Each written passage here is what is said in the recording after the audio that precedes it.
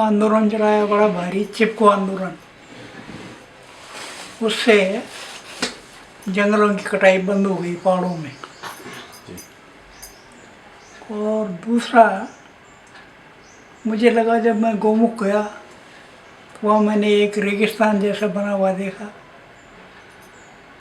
क्योंकि नीचे से गर्म हवाएं सीधी ऊपर पहुँच रही थी। तो फिर मुझे लगा कि अब देश में जल संकट होगा, तो मैंने तब से चावल खाना ही छोड़ दिया।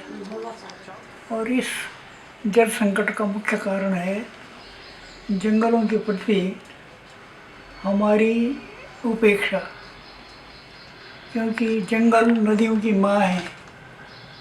लेकिन अंग्रेज़ों का राज जब यहाँ आया तो उन्होंने परिभाषा बदल दी, उन्होंने ट्री फॉर टिम्बर कर दिया। जबकि हमारे यहाँ नदियों को पवित्र माना जाता था और गंगा को माँ की संज्ञा दी गई थी, लेकिन अंग्रेज़ों ने ट्री फॉर टिम्बर कर दिया और नदियों के स्रोत जो है वो सूखने लगे। तो मुझे चिंता होने लगी, तो हमने चिपको मूवमेंट चलाया। और उसमें सौभाग्य से उस समय इंदिरा गांधी प्रधानमंत्री थी, उनकी समझ में बात आ गई और उन्होंने वहाँ जंगलों की कटाई पर पाबंदी लगा दी। लगातार 8 साल तक जंगलों में हमने डेरे डाले और उसमें महिलाओं की मुख्य भागीदारी थी, क्योंकि बचाने के जितने काम हैं समाज में उसमें महिलाएं आगे रहती हैं। हमारे यहाँ नदियों को माँ माना गया है और नदियों की हत्या करके बड़े बांध बनाए जाते हैं। दूसरा, बांधों की उम्र जो है वो सीमित होती है, क्योंकि कुछ समय के बाद वो गाद से भर जाते हैं। फिर सबसे बड़ी जो बात है जिसको कम लोग समझते हैं वो ये है कि बांधों के कारण जो है वो नदियों की हत्या हो जाती। तो हमें चाहिए तो ये कि नदियों के जो उद्गम क्षेत्र हैं उनको सुरक्षित करें, नदियों के जलागम क्षेत्रों को वृक्षों से भर दें। अब हिमालय देखिए, अंग्रेज़ तो व्यापारी थे, तो उनको ये लगता था कि यहाँ से पैसा कैसे कमाएं, तो उन्होंने वहाँ पर टिम्बर की खाने बना दी, वो लकड़ियाँ लगा दी, बना दी। वो पेड़ लगाए चीड़ जैसे, जो पानी के लिए और मिट्टी के लिए ख़राब होते हैं। और भारत की जो संस्कृति है अरण्य संस्कृति है, यानी जंगलों हमारे संस्कृति के घर रहे हैं। ऋषियों के आश्रम जंगल में रहते थे, तो वहाँ पर उन्होंने सब चिंतन भी किया। तो मुझे लगा कि ये हमारी संस्कृति पर प्रहार है। जब किसी समाज की संस्कृति पर प्रहार होता है तो समाज प्राणहीन हो जाता है। इसलिए मुझे लगा कि जंगलों के बारे में देश को जागृत करना चाहिए। हाँ, अब आप देखिए, विकास सततता चाहिए, हमेशा चाहिए, ये कुछ समय के लिए चाहिए, पर बांध की जो उम्र है वो तो सीमित है। जब बांध गाद से भर जाएगा तब फिर कैसे होगा, तब तो विनाशी होगा। अब वो जब विदेशी आक्रमण होता है तो फिर पहला निशाना बांध होते हैं, क्योंकि बांधों से बहुत बड़े क्षेत्र को तबाह किया जा सकता है। इसका असर ये है कि हरिद्वार तक तो एकदम साफ हो ही जाएगा, लेकिन उसके बाद सीधे गढ़मुक्तेश्वर तक गंगा के किनारे की सारी बस्तियाँ समाप्त हो जाएंगी। और सबसे जो उपजाऊ भूमि है वो नदियों के किनारे की रही है, और सब सभ्यताएं नदियों के किनारे पनपी हैं। ऐसा होना चाहिए, ऐसा विकास का पैटर्न ऐसा होना चाहिए जो सततता होता रहे।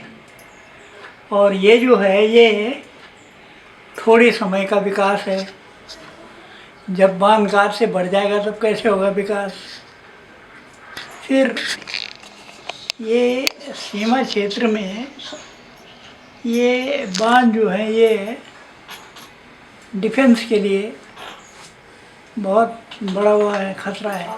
लेकिन कितने दिन क्योंकि जब बांध गाद से बढ़ जाते हैं तो फिर तो, लेकिन ये है ना, पूरी दुनिया की तो बात मैं नहीं कहता, भारत की कहता हूँ।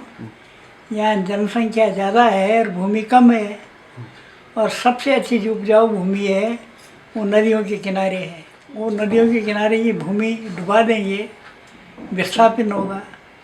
विस्थापन जो है बहुत बड़ी त्रासदी है।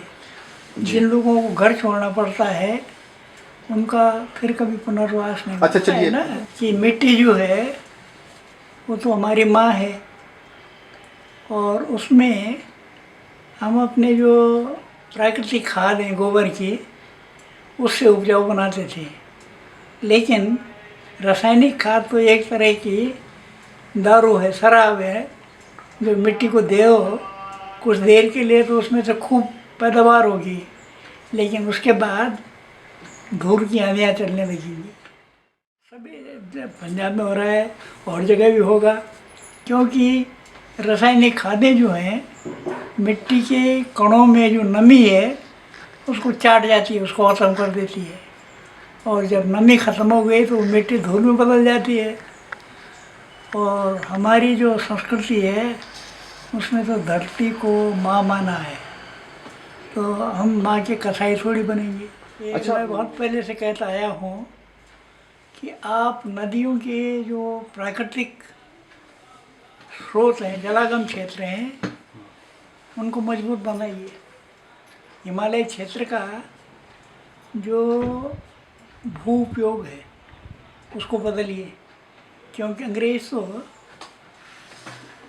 पैसा कमाना चाहते थे। उन्होंने हिमालय क्षेत्र के वनों को टिम्बर की खान बना दिया और वहाँ चीड़ जैसे पेड़ लगा दिए।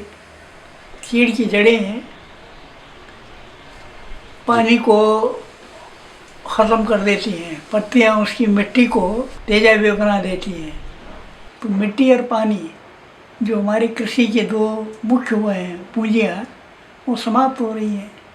इसलिए वहाँ ये नहीं, वहाँ तो ऐसे पेड़ होने चाहिए थे जिससे मिट्टी और पानी का संरक्षण होता और लोगों को रोज़गार मिलता।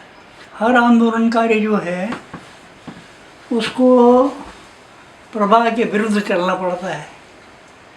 तो मैं पाता हूँ कि मैं प्रवाह के विरुद्ध चल रहा हूँ, लेकिन एक दिन वो समझदारी ज़रूर आएगी जब सर्वनाश हो जाएगा कि लोग समझेंगे कि ये गलती हुई है। देखिए, हमेशा जो सत्यवादी रहे हैं उनका आम लोग विरोध करते रहे हैं, लेकिन बहुत बाद में उनका जो सत्य था वो प्रकट होता है और तब लोग समझते हैं ओहो हमने गलती की है।